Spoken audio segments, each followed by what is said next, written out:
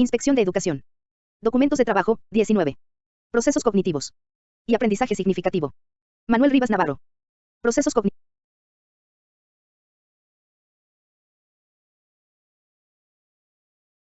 Manuel Rivas Navarro, nacido en Cotobad, Pontevedra, es doctor en Filosofía y Letras, sobresaliente cum laude y premio extraordinario, por la Universidad Complutense, Madrid. Inspector de Educación y catedrático de Pedagogía, por oposición, ha ejercido la docencia en los distintos niveles educativos. Durante muchos años ha desarrollado las tareas docentes e investigadoras en las universidades de Valladolid y Complutense.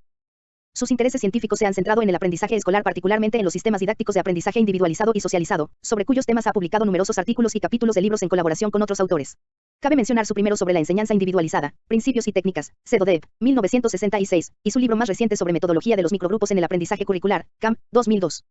Asimismo se ha ocupado del cambio y la innovación educativa en el ámbito escolar, resultado de cuyos trabajos es su libro, Innovación Educativa, Teoría, Procesos y Estrategias, Síntesis, 2000.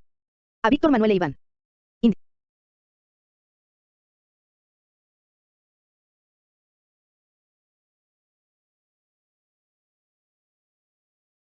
Introducción a la atención de los profesores. Este libro trata del funcionamiento de la mente, ocupándose de los procesos básicos de la mente humana en la adquisición o elaboración y utilización del conocimiento, especialmente de cómo operan en el aprendizaje más específicamente humano, consistente en la comprensión o construcción de significados por el aprendiz. Se pretende ofrecer al docente un conocimiento de los temas básicos de psicología cognitiva, de los hallazgos de la investigación en esta disciplina y elabora science teóricas en que se encuadran, relacionados con los procesos de aprendizaje en el ámbito escolar, que la acción docente propicia, impulsa y guía. Está destinado, pues, a quienes estén interesados en saber algo más acerca de los procesos cognitivos o cognoscitivos que lleva a cabo el alumno, como aprendiz, de modo que puedan favorecerlos mediante la acción docente, actuando conforme a los mismos y, por supuesto, no en forma antagónica a ellos. Quien aprende es el alumno, por lo que se denomina aprendiz, sin que nadie pueda hacerlo por él, como nadie puede conducir un automóvil por otro. Si alguien lo hiciese y lo hiciese siempre, entonces terminaría convirtiéndose en un experto conductor, mientras que la persona sustituida sería siempre un incompetente conductor, sin merecer incluso tal nombre. Conductor es quien conduce y aprendiz quien aprende, con todas las ayudas que se quiera, pero, llevando a cabo, por sí mismo, las actividades pertinentes circulando por las grandes avenidas conducentes a un aprendizaje efectivo y fecundo. Un principio unánimemente aceptado es que la causa eficiente de todo aprendizaje fecundo, específicamente humano, es la actividad mental elaborativa del alumno y que tales elaboraciones las realiza esencialmente a partir de las experiencias y conocimiento previo, en sucesivos procesos constructivos o reconstructivos, siendo el significado el factor capital. Por consiguiente, como hemos venido sosteniendo a lo largo de nuestra docencia universitaria y publicaciones precedentes, el principio de la actividad discenta constituye el principio fundamental de la didáctica, del que se derivan o al que se subordinan todos los demás principios. Entonces, ¿en qué consiste la función del docente? Pues, se trata de una función muy importante, la sustancial función de ayudar al discente en las actividades cognitivas que realiza para que aprenda más y mejor, sin cuya ayuda las actividades del aprendiz discurrirían de modo menos fecundo y más disperso en el proceso de aprendizaje de los contenidos y el logro de los objetivos. Los docentes, en general, son conscientes de que también aprenden mediante el ejercicio de la docencia, pero, de lo que se trata es que aprendan los otros.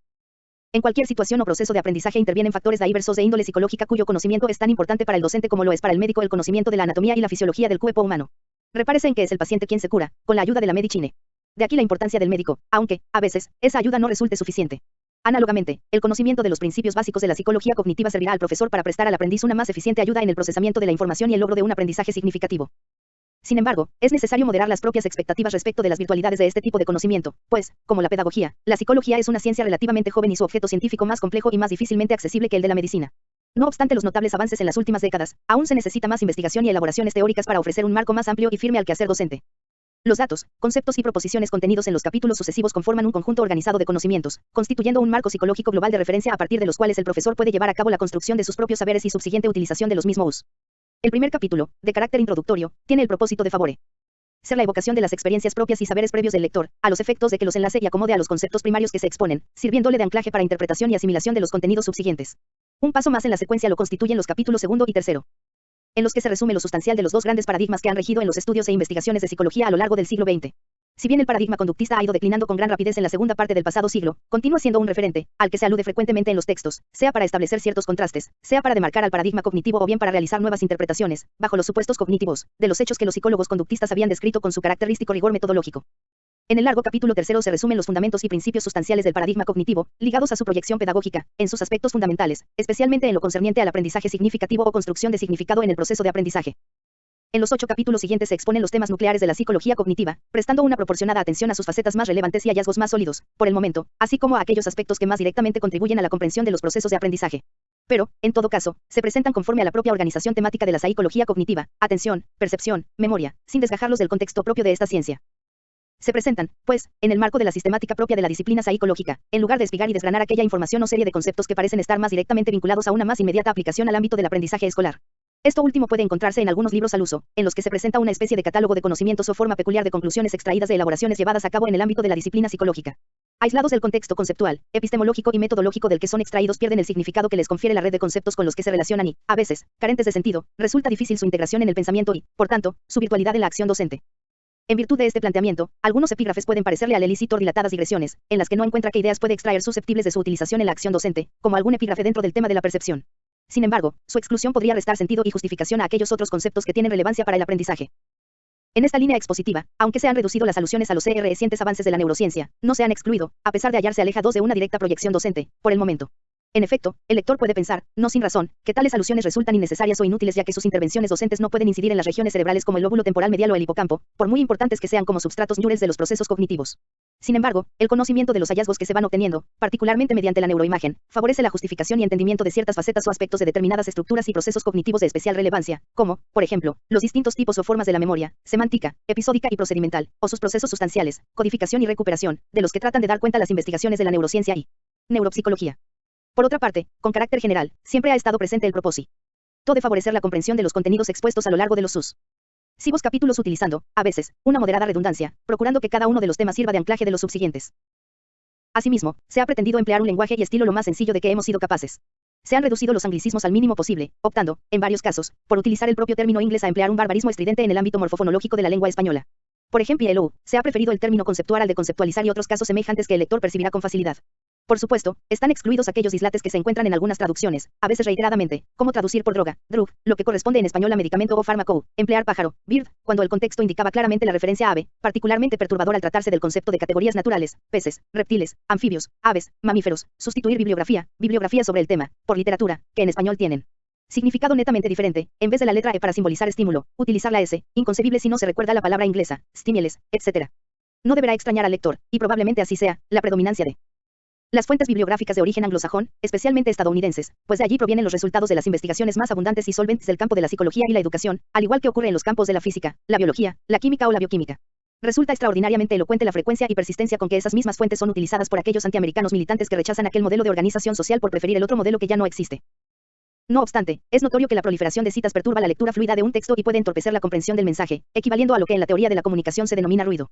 Por tanto, además de reducirlas a las indispensables, las hemos situado, cuando resultaba posible, al final del párrafo o epígrafe. Sin embargo, son necesarias las referencias a aquellos resultados de la investigación en las que se apoyan las aserciones que se formulan y las referencias a las elaboraciones teóricas en que aquellas se inscriben. A veces, también son convenientes ciertas referencias a textos donde el lector pueda ampliar sus saberes sobre una cuestión considerada de interés o especialmente relevante, en cuyo caso hemos consignado la traducción española cuando existía y conocíamos su existencia, que acaso no haya sido siempre. Pero, hemos procurado alejarnos de la manifiesta obsesión del autor joven y del no tan joven por la exuberancia de citas, especialmente de las fechas más recientes, opportune, inopportune, en la perspectiva de que su constatación por los colegas pondrá de relieve su extensa información y superior actualización. Pero, este pequeño libro no ha sido escrito con la expectativa de su lectura por los especialistas en psicología, psicología de la educación o psicología de la instrucción, sino de los especialistas en lingüística, historia, química o economía, quienes por vocación, conveniencia o necesidad se proponen dedicarse a la tarea docente o ya la ejercen, sin el conveniente conocimiento de los temas que aquí se exponen.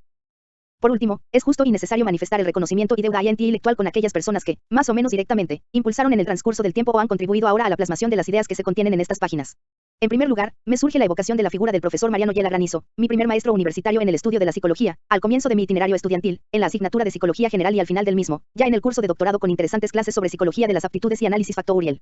Después, continuaron las, para mí, fecundas relaciones en congresos, reuniones y particularmente en el inicio de mis tareas docentes en la Universidad Complutense de Madrid, cuando entonces todo era más cercano y a la expresión viva de sabiduría y mesura en el quehacer docente y científico.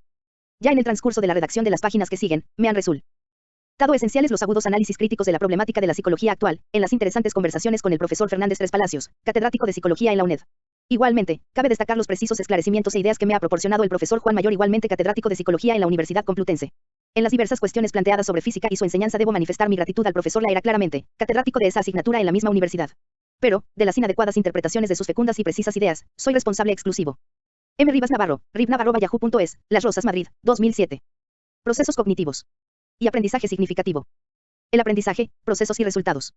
Aprendizaje implícito y aprendizaje explícito. En su mayor parte, la conducta de las personas es conducta aprendida, siendo resultado de aprendizaje las formas de comportamiento y estructuras de conocimiento alcanzadas.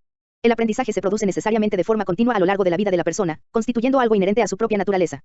Aprender es propio del ser humano. Según una conceptuación originaria de la filosofía aristotélica, análogamente al lenguaje, el aprendizaje es un propiedad esencial del ser humano, aunque sin constituir la esencia de su ser. Mosterin, 2006. La persona que aprende, en cuanto tal, se denomina aprendiz, siéndolo a lo largo de la vida. Por el aprendizaje las personas adquieren conocimientos y formas de conducta, implicando básicamente cambios en el conocimiento de las cosas y el comportamiento respecto de las mismas, como se pone de relieve en este primer capítulo de carácter introductorio. El sistema humano de aprendizaje está activo en todo momento. Desde el nacimiento, a lo largo de la vida, y hasta el final de la misma, en los seres humanos se producen distintos procesos de aprendizaje, con resultados diversos, aunque coherentes. Desde la cuna, aprende el niño a atraer la atención de la madre, llorando para que le cojan en brazos. Aprende el niño ya antes de acceder a la institución escolar y aprende el adolescente en esta y fuera de la misma, el joven en la universidad y fuera de ella. Aprende el investigador, joven o maduro, disponiendo de los logros precedentes, ajenos y propios, en un contexto sociocultural dado. Aprende el trabajador en la realización de sus tareas y el deportista en la práctica de su actividad. Aprende el anciano, acaso ya en la cama, la distinción entre nuda propiedad, usufructo y otras estipulaciones testamentarias.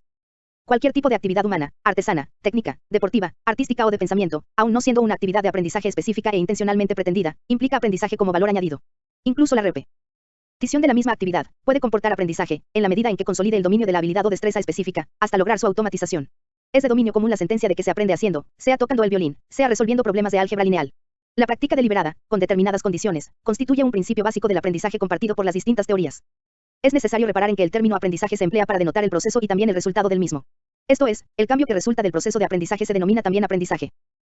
Conforme a la índole propedéutica de este capítulo, seguidamente se analizarán someramente determinados rasgos del aprendizaje, como el de constituir un proceso o actividad permanente y el de implicar o constituir un cambio o modificación en el conocimiento y la conducta, de carácter relativamente estable. Asimismo, se contemplan tipos o modalidades sustantivas de aprendizaje que resultan especialmente relevantes desde la perspectiva de la acción docente. Para quien acometa por primera vez la lectura de esta clase de contenidos, estas caracterizaciones activarán sus nociones o esquemas previos resultantes de su propio aprendizaje implícito. Estas ideas operarán como anclaje de las subsiguientes elaboraciones personales o la propia construcción de significados. Para quienes ya hubiesen realizado un aprendizaje explícito de estas cuestiones, esta lectura puede constituir una ocasión nueva para la reflexión o lo que más adelante se denominará repaso elaborativo. Aprendizaje implícito y aprendizaje explícito constituyen, pues, dos grandes modalidades de aprendizaje, que se producen en situaciones y condiciones distintas, con características diferenciales y rasgos comunes, cuyos resultados se interrelacionan en forma constante, a veces de modo intenso. Pozo, 2003b. El aprendizaje implícito, incidental, espontáneo, tácito, inconsciente, ocurre constantemente sin que el sujeto tenga el propósito de aprender, ni conciencia de estar aprendiendo. Encarna un amplio rango de experiencias del aprendiz en sus ordinarias interacciones con el mundo físico y social, destacando la importancia del contexto sociocultural, que el bielorruso Vygotsky analizó de modo agudo y fecundo. Incluye la captación de regularidades en el entorno, con efectos en la predicción y control de sucesos que ocurren en el mismo, entrañando un gran valor adaptativo, aunque sin agotar las enormes posibilidades del sistema de aprendizaje humano. Ejerce una notable influencia en el proceso de aprendizaje explícito, comprendido el que tiene lugar en la institución escolar. El aprendizaje explícito, intencional, se produce con conciencia del aprendiz de la actividad o esfuerzo personal que realiza con el propósito de aprender algo, generalmente contando con la ayuda de otro, como la que inmediata, deliberada y sistemáticamente tiene lugar en una institución escolar, docente en presencia. O bien con la ayuda mediata, indirecta, docente a distancia, mediando un instrumento elaborado para dicha función, como el libro de texto, un programa informático, un folleto de instrucciones u otro producto cultural. Vale la pena insistir en que lo decisivo en el aprendizaje es la actividad intersodio del aprendiz, limitándose los medios, instrumentos y personas, profesores incluidos, a ayudarle o facilitarle, desde el exterior, el propio proceso personal de aprendizaje, creando deliberadamente situaciones con las condiciones pertinentes para que el aprendiz procese adecuadamente los estímulos informativos que inciden en sus órganos sensoriales. El aprendizaje se produce ni solo en la cabeza del aprendiz, valga la metonimia, sin que este recurso expresivo signifique necesariamente una concepción dualista mente-cuerpo. Dicho en forma un tanto tautológica, es el aprendiz quien realiza el procesamiento de la información recibida, sin que nadie pueda realizarlo por él, como nadie puede conducir un coche por otro. Relataba un experimentado inspector de educación que en una visita profesional a un instituto de bachillerato, el profesor de física le manifestaba su desánimo por lo mucho que se esforzaba y lo poco que relativamente aprendían sus alumnos. El primero sintetizaba su asesoramiento al segundo indicándole que se esforzase menos y procurase que los alumnos se esforzasen más. Apacios, comunicación personal. En el decurso del aprendizaje es importante tanto lo explícita e intencionalmente aprendido, cuanto lo implícita o incidentalmente adquirido, por cuanto que experiencias personales y conocimientos previos, adquiridos de uno u otro modo, influyen decisivamente en el aprendizaje sucesivo, favoreciéndolo generalmente. Aunque, a veces, pudiendo también dificultarlo. En sus interacciones con objetos y personas el sujeto observa ciertas regularidades en el entorno, aprendiendo, generalmente mediante procesos asociativos, qué cosas tienden a suceder juntas y qué consecuencias se siguen para la propia conducta, en cuya virtud alcanza conocimientos implícitos que se organizan en ciertas concepciones personales o teorías implícitas relativas a diferentes ámbitos, como el movimiento de los cuerpos, la meteorología, la salud o el comportamiento de las personas. Este tipo de conocimiento influye vigorosamente en el ulterior aprendizaje sistemático en dichos ámbitos o áreas, así como en la propia conducta. Tales ideas o teorías intuitivas constituyen conocimientos muy eficaces para el sujeto en la predicción y control de sus interacciones con el entorno personal y activamente generadas, se hallan fuertemente arraigadas, pudiendo también interferir y dificultar el aprendizaje de las teorías científicas sistemáticamente elaboradas.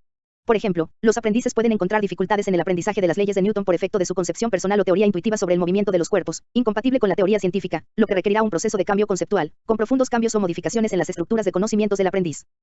Frecuentemente el aprendizaje comporta desaprender, sean las incorrectas concepciones o conocimientos implícitos anteriores, sean determinadas conductas o hábitos inapropiados previamente adquiridos, para lo que se requieren nuevas actividades y ayudas externas, en un proceso de desaprendizaje y reaprendizaje nuevo. Aprendizaje, adquisición y cambio. ¿En qué consiste realmente el aprendizaje como proceso interno que lleva a cabo el aprendiz? El aprendizaje puede conceptuarse como proceso interno de cambio resultante de la experiencia personal del aprendiz, tomando el término experiencia ya en su sentido más amplio y profundo, conforme al significado que ya le fue atribuido por Dewey. Incluye tanto las experiencias espontáneas u ocasionales del sujeto en el transcurso de la vida cotidiana, como las experiencias intencionales y sistemáticas que se producen en la lectura de un texto, resolución de un problema de geometría o en un experimento de química en el laboratorio escolar. Por el contrario, no constituyen aprendizaje otros cambios debidos al desarrollo, maduración, medicación, etc. Lo que hace que se produzca el cambio, en que el aprendizaje consiste, es la adquisición o incorporación de algo nuevo, que supone alguna variación o modificación en las adquisiciones previas. El profesor del Claux describió el aprendizaje como proceso mediante el cual un sujeto adquiere destrezas o habilidades prácticas, incorpora contenidos informativos, o adopta nuevas estrategias de conocimiento y diagonal o acción. Del Claux, 1983, p. 116. Consecuentemente, el mencionado autor incluía en el aprendizaje, adquisición de conductas, adquisición de información y adquisiciones mixtas. Por tanto, el aprendizaje comporta adquisición de información o conocimiento, de habilidades o destrezas, de estrategias, de formas nuevas de comportamiento o actuación que implican modificación de las adquisiciones precedentes. A su vez, las competencias adquiridas constituyen la base de nuevas adquisiciones o cambios, que se manifiestan en la cognición y la acción. Las distintas teorías del aprendizaje, sean cognitivas o constructivas, sean asociativas o conductistas, coinciden en proclamar que aprender implica cambiar conocimientos o conductas precedentes, postulando que el aprendizaje constituye un proceso en que, a partir de las adquisiciones previas, se producen reorganizaciones o reestructuraciones del conocimiento y conducta. Esto es, se trata de cambio o modificación de lo que se sabe y de lo que hace.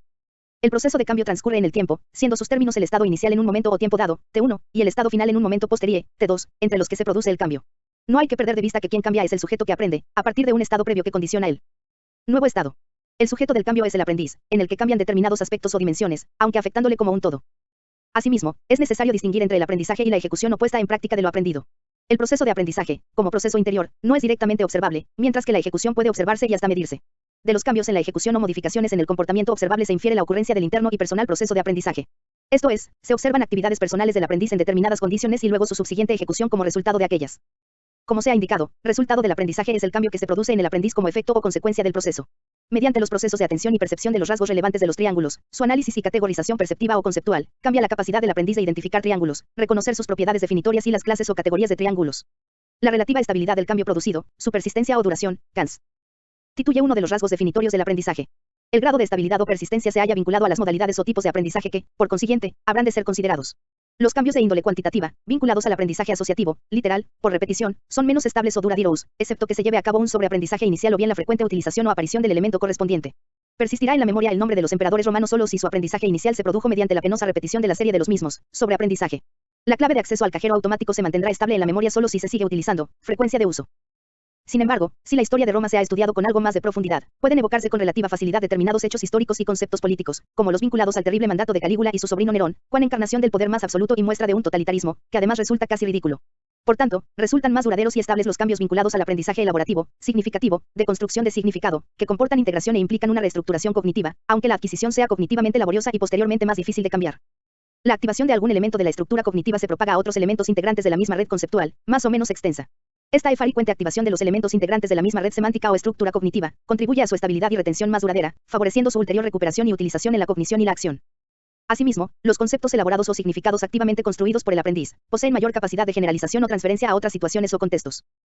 En principio, puede decirse que todo elemento informativo procesado que haya entrado en la memoria a largo plazo ha sido aprendido. Pero, más allá de la inicial codificación de determinado elemento informativo, el sucesivo procesamiento implica procesamiento más profundo con modificaciones o cambios que representan grados, escalones y estadios más avanzados de aprendizaje. El repaso elaborativo contribuye a mayor potenciación del abanico de conceptos y proposiciones de las estructuras cognitivas y mejor organización del conocimiento en la memoria semántica. Asimismo, más práctica deliberada, produce combinaciones más vigorosas entre los componentes de la secuencia de un procedimiento, reglas, incrementando su consolidación en la memoria procedimental, su efectividad y automaticidad de sus producciones. Modalidades básicas en el aprendizaje. Aunque los resultados de los procesos de aprendizaje implican cambio, no todos son de la misma índole, por lo que su distinción tiene una relevancia especial en el orden teórico y operativo. Una es la modalidad de aprendizaje predominantemente cuantitativo, mientras que la otra es de índole cualitativa, correspondiéndose, en general, con la conocida distinción entre aprendizaje por asociación y aprendizaje elaborativo por construcción. El aprendizaje por asociación es, en esencia, un proceso de aprendizaje de carácter cuantitativo, que se produce mediante procesos asociativos. Su análisis y estudio sistemático está especialmente vinculado al asociacionismo conductista, basado en la asociación estímulo y respuesta y las consecuencias de esta, explicando la adquisición de las nuevas formas de conducta por las leyes del condicionamiento instrumental u operante, fundadas en la contiguidad, la contingencia y la repetición o ejercicio. Domhan, 2003. Cuando el niño pequeño asocia su llanto con la venida de la madre, aprende de este modo, el número del teléfono de una persona o institución ha sido aprendido por asociación. También es el resultado de un proceso asociativo saber que Kabul es la capital de Afganistán o que el río Pisuerga pasa por Valladolid. Este tipo de aprendizaje de índole cuantitativa, por asociación, comporta la acumulación de conocimiento de hechos o datos como, en su forma más simple, la asociación de un número al cajero automático bancario o bien el aprendizaje concerniente a países asiáticos y sus capitales, su población y su extensión. Asimismo, este aprendizaje cuantitativo, de naturaleza asociativa, incluye cambios consistentes en la sustitución de un comportamiento o conocimiento por otro, como el nuevo nombre adoptado por un país africano, el hecho de la sustitución de la antigua Yugoslavia, de momento, por 6 estados independientes, aunque no independientemente de los intereses de otros, o bien sustituir por otra mejor la defectuosa pronunciación de la palabra inglesa threshold. El aprendizaje por construcción, de carácter cualitativo, a diferencia del anterior, conlleva modificación, reestructuración o transformación, más o menos profunda, de las estructuras de conocimiento, ideas o esquemas mentales del aprendiz. El ámbito e intensidad de tales modificaciones puede representar una reestructuración conceptual, con la formación, elaboración o construcción de nuevas estructuras cognitivas, requiriendo generalmente tiempo y esfuerzo en las complejas operaciones mentales que implica, pero abriendo también nuevas vías de aprendizaje. Nuevos conocimientos y experiencias hacen que las personas cambien sus ideas filosóficas, teorías científicas o concepciones políticas de forma real y sincera, con amplias reestructuraciones mentales, manifestándose en los correlativos comportamientos o conductas, incluidas las verbales. Por ejemplo, se ha comprobado que cuando los estudiantes de educación secundaria ampliaban o profundizaban en el ciclo completo de la Revolución Francesa, cambiaba considerablemente la idea o concepción que precedentemente tenían de la misma. La adquisición de nuevas ideas o conceptos producen cambios en el propio pensamiento. Antes creía que eso era así, pero ahora pienso de otro modo. Nuevas experiencias personales dan lugar a nuevas formas de conducta, de cuyo cambio el sujeto puede ser consciente, manifestándose en expresiones como esta: yo antes lo hacía así, pero ahora lo hago de esta otra manera. Por otra parte, en lo concerniente al aprendizaje explícito que ordinariamente se realiza en el marco de las instituciones escolares, incluidas las universitarias, tiene una especial importancia la distinción entre el aprendizaje literal, asociativo, reproductivo, y el aprendizaje significativo, elaborativo, de construcción del significado o comprensión. El aprendizaje literal concierne a un amplio núcleo del aprendizaje constituido por la adquisición de información verbal sobre hechos y datos. Se incorporan a la memoria numerosos datos verbales, como la dirección de correo electrónico de la institución, el nombre de cierto río de Asia, etc., o datos numéricos, como el teléfono del director, el año de inicio de la Revolución Francesa, etc. Se trata de nombres convencionales o arbitrarios, datos aislados, carentes de significado en sí mismos, que son aprendidos por repetición literal frecuente o bien por la reiterada exposición a los mismos en la vida cotidiana, particularmente a través de los medios audiovisuales, como, por ejemplo, el nombre de la capital de Israel o de la jefe del gobierno alemán en el año 2005 y siguientes. Algunos datos han de aprenderse mediante esfuerzo deliberado, debiendo ser retenidos para su posterior uso. Muchos hechos o datos aislados no contienen nada que comprender en sí mismos. Rangoon, Hindukush o Ubi, consistiendo el aprendizaje en asociarlos a otros: capital, cordillera, río asiáticos. Su duración o persistencia ya se logra mediante repetición y requieren una reproducción exacta. Análogamente a la clave de acceso al cajero automático o una dirección de correo electrónico, la alteración de una sola cifra o letra puede desvirtuarlos en su totalidad, como ocurriría al confundir Irán con Irak. Pero, es ineludible aprender y hacerlo literalmente. Datos numéricos: 711, 1942, 1808, de especial relevancia en la historia de España: una invasión, un descubrimiento geográfico, una rebelión popular, encuadrados en los respectivos contextos, imprescindibles en la localización de los hechos en el tiempo histórico. Sin embargo, aunque repletos de significado, ciertos hechos o conceptos no son susceptibles de comprensión en determinado estadio del desarrollo o nivel de aprendizaje, por carecer aún el aprendiz de la estructura conceptual en función de la cual interpretarlos. Por ejemplo, un niño o adulto sabe que determinados cuerpos son buenos conductores del calor e incluso que esos cuerpos son metales, pero sin saber por qué. La atribución de significado requerirá más específicos conocimientos o conceptos de física, con los que relacionarlos. Por último, el aprendizaje de determinada información verbal carecerá de significado para el aprendiz por no haber puesto el suficiente interés y esfuerzo en relacionarla con sus experiencias o conocimientos previos o no haber sido ayudado a que así lo hiciese, satisfaciéndose con la repetición literal de una definición o una fórmula. El aprendizaje significativo constituye una forma de aprendizaje consistente en activar experiencias y conocimientos previos con los que se relaciona e integra el nuevo conocimiento, en un proceso que implica atribución de significado o comprensión de conceptos. El aprendiz puede mostrar el resultado de este tipo de aprendizaje con las mismas palabras, con otras expresiones verbales, con acciones gráficas, con operaciones de discriminación, solución de problemas, etc.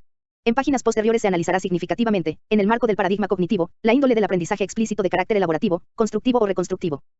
Por consiguiente, aprendizaje implícito y explícito, aprendizaje por asociación y por construcción, literal y significativo. También, aprendizaje de datos y conceptos, aprendizaje de procedimientos o destrezas y aprendizaje de conductas y de actitudes, pone de relieve la diversidad de procesos y resultados. Aunque mutuamente imbricados, en el decurso del aprendizaje humano predomina uno u otro según la índole de los objetivos, contenidos, situaciones y condiciones en que se produce. Se aprenden, pues, muchas cosas o tipos de cosas, no todas del mismo modo, aunque operando unas constantes o principios comunes. Hay que contar, pues, con contextos o situaciones varias, procesos diferentes y diversos resultados del aprendizaje. También procedimientos diversificados de ayuda al aprendiz. En sus modalidades y aspectos más empíricos y operativos pueden describirse como el proceso de aprendizaje, por condicionamiento, para que un niño, ya se sido, deje de orinarse en la cama. Puede tratarse de que una persona desaprenda el miedo, fobia, a meterse en el ascensor o viajar en avión, reaprendiendo a servirse de uno y otro con normalidad, como procesos de modificación de la conducta. Puede tratarse del aprendizaje de comportamientos simples, mediante asociación de estímulos y respuestas, como el estímulo consistente en la luz roja del semáforo y la respuesta consistente en parar, o de un aprendizaje algo más complejo de encadenamiento de estímulos y respuestas, en la adquisición de ciertas destrezas sensorio-motóricas como la de escribir con el teclado del ordenador diagonal computador, jugar al tenis, dibujar una circunferencia a mano alzada o tocar el violín. Un tipo de aprendizaje simple consiste en la adquisición de datos informativos asociando un estímulo a una respuesta verbal, la asociación de conjuntos de determinadas palabras, mediante el empleo de ciertas mnemotecnias, o aprender a recitar un soneto. También puede aprenderse a hacer algo observando cómo lo hace otro y tratando de imitarle, lo cual constituye una de las formas más frecuentes de aprendizaje en la vida ordinaria, produciéndose también en ámbito escolar y profesional. Un aprendizaje más complejo es el que implica procesos cognitivos superiores en la adquisición de conceptos, como aprender a identificar y definir el paralelogramo, aprender el concepto de volumen y comprender las relaciones entre volumen, presión y temperatura, así como el aprendizaje de estrategias cognitivas, aplicadas a la solución de problemas. Por consiguiente, el tipo de aprendizaje de que se trate requiere activar o poner en marcha determinados procesos más que otros. Es ya tradicional en el ámbito del paradigma cognitivo la diferenciación entre el conocimiento declarativo, concerniente a saber qué es algo, y el conocimiento procedimental, que concierne a saber cómo se hace algo, siendo el segundo más difícilmente verbalizable.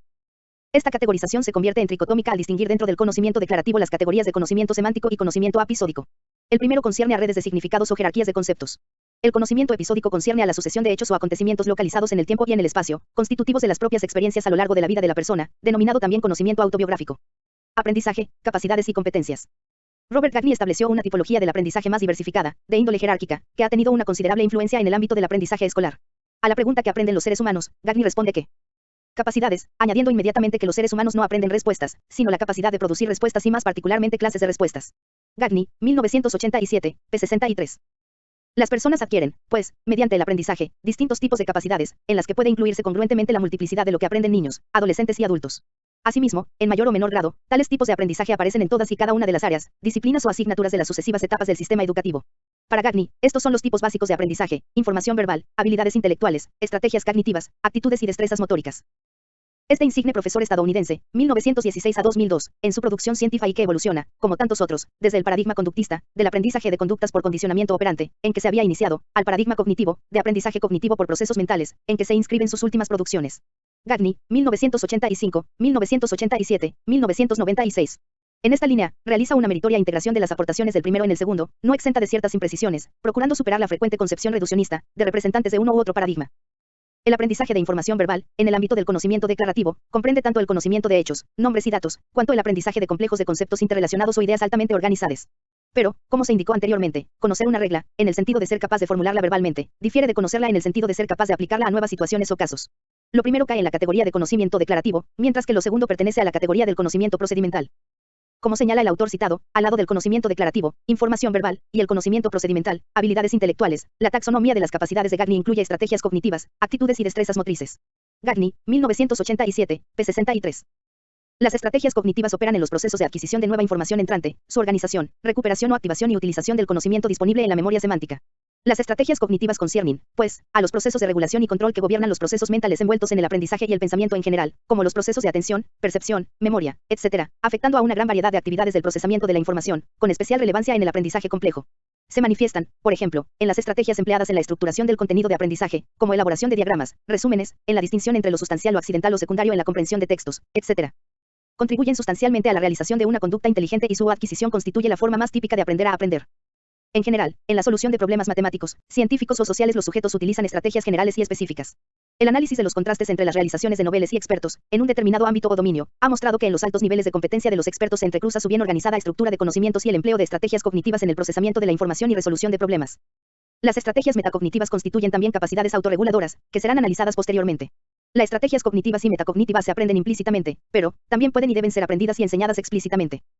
La adquisición, modificación o cambio de actitudes constituye una importante faceta del aprendizaje humano, ya que las actitudes aparecen involucradas en distintas manifestaciones del pensamiento y la conducta. La actitud es una predisposición o tendencia a la acción, vinculada a cierta valoración de un objeto, persona, hecho, situación o actividad, con la propensión a actuar conforme a aquella. Constituyen, pues, estados mentales adquiridos que ejercen influencia en la elección de la acción personal. Una actitud favorable hacia la música clásica influirá en la elección de grabaciones y asistencia a conciertos. Una actitud positiva hacia la naturaleza ejercerá influencia en el comportamiento respecto de los desechos. Una actitud favorable hacia el aprendizaje significativo influirá en las actividades y esfuerzo de comprensión por parte del aprendiz, frente a un aprendizaje meramente literal y repetitivo. Por tanto, las actitudes constituyen capacidades aprendidas y relativamente estables que afectan al comportamiento humano. Son facilitadoras de la conducta, aunque sin producirla necesariamente. Tienen una función motivadora, en cuanto que propician la rotura de la indiferencia, constituyendo estructuras funcionales que confieren consistencia a la personalidad y cierta estabilidad de la conducta. Las actitudes varían en intensidad y dirección o signo, positivo o negativo. Una persona puede tener una actitud positiva o favorable respecto de algo o alguien, o bien una actitud negativa, desfavorable o de rechazo, que, a su vez, puede ser más o menos intensa. La actitud está conformada por componentes de naturaleza cognitiva, su referencia a un sector de la realidad, afectiva, reacciones subjetivas positivas diagonal negativas o acercamiento diagonal alejamiento hacia el objeto de referencia, y conductual, tendencia a resolverse en una acción determinada. Justamente la consistencia y estabilidad de una actitud será tanto mayor cuanto mayor sea la congruencia entre esos tres componentes. Correlativamente también más difícil de modificar, cuando el sujeto se comporta coherentemente con lo que cree o sabe y con lo que le gusta y siente. Las actitudes se van conformando, modificando o consolidando a lo largo de la vida.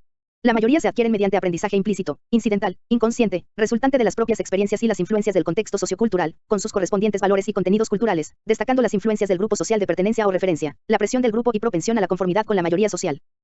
Un factor decisivo es la exposición a los modelos presentados por los medios de comunicación audiovisual, cuya influencia supera en extensión y persistencia a la familia o la escuela, con especial relevancia de los procesos de identificación con el modelo, su imitación o reproducción, como aprendizaje vicario, sustitutivo, de la propia experiencia, generando actitudes congruentes con los modelos percibidos.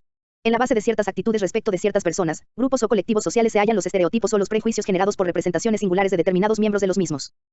En la formación y modificación o cambio de las actitudes también puede desempeñar un importante papel el aprendizaje explícito, intencional y sistemático. Entre los propósitos de la educación se inscribe, pues, la formación de nuevas actitudes y la modificación o cambio de otras, aprendizaje como cambio, respecto de determinadas cosas o actividades, como la naturaleza, la historia, la lectura, la matemática y ciertas cuestiones de la vida ordinaria, constituyendo un factor esencial para la motivación de un aprendizaje efectivo. Ciertas actitudes positivas han de ser cultivadas y reforzadas, como la actitud hacia la música clásica. Otras actitudes habrán de ser modificadas o eliminadas, como las actitudes positivas respecto de la ingestión de productos nocivos a la salud. Asimismo, se incluye la formación de una multiplicidad de actitudes prosociales o cívicas, como la solidaridad, el respeto a las personas o la tolerancia, dentro de ciertos límites tolerables, dado su carácter no absoluto. Ciertas ideas o comportamientos criminales merecen respeto o tolerancia cero. Las intervenciones docentes pueden incluir la presentación de distintos modelos, sociales, históricos, etc., proporcionando nueva información y distintas valores science, así como la promoción de nuevas experiencias o práctica de conductas correlativas a la actitud focal, contrarias u opuestas a las existentes, empleando refuerzos de distinto tipo. Las acciones explícitas centradas en los componentes que conforman la actitud, cognitivos, afectivos y conductuales, y las situaciones en que se rompe el equilibrio entre los mismos, generan inconsistencias desestabilizadoras o conflictos sociocognitivos en el aprendiz, cuya resolución entraña una modificación de las actitudes previas o una reestructuración de las mismas. Echevarría, 1991. El conflicto entre actitud y comportamiento, al percibirse la incongruencia entre la actitud y la propia conducta, disonancia cognitiva, puede sustanciarse en una reestructuración de las actitudes para ajustarlas a la propia conducta, aunque también puede producirse el fenómeno inverso de buscar justificación a la conducta actual. El conflicto entre actitud y conocimiento surge al proporcionar al aprendiz nueva información, que comporta una toma de conciencia conducente a una interpretación más congruente.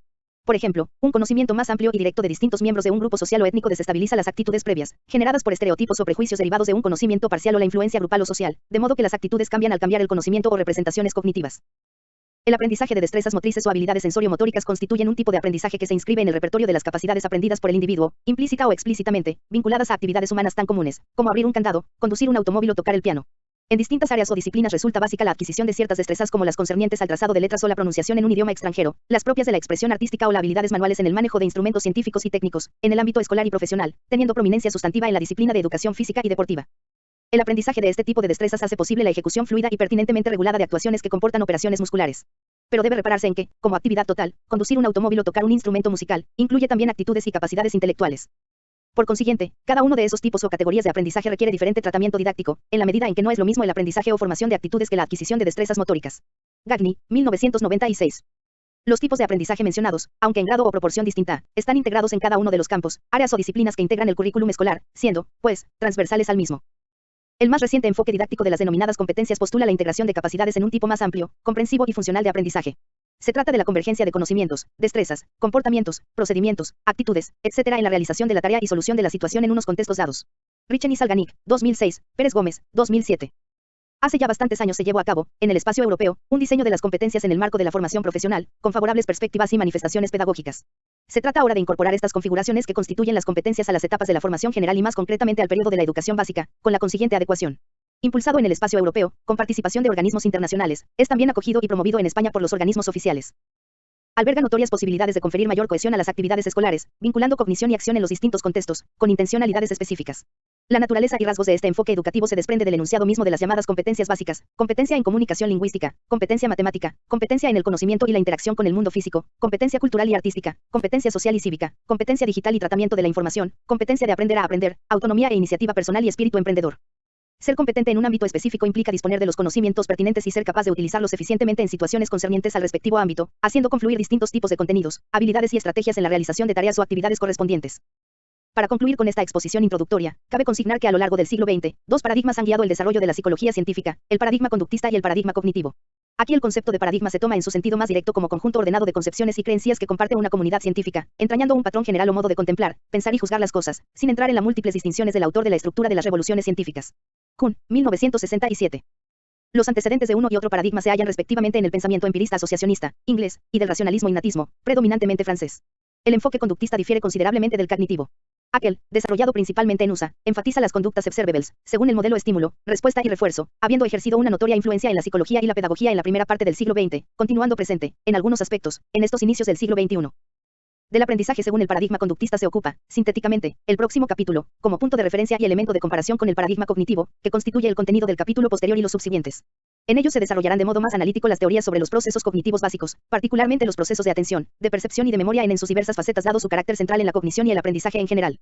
Naturalmente, se prestará especial atención a aquellos aspectos que más directamente afectan a los procesos de aprendizaje, particularmente los procesos de la activa construcción de significados por el aprendiz. Aprendizaje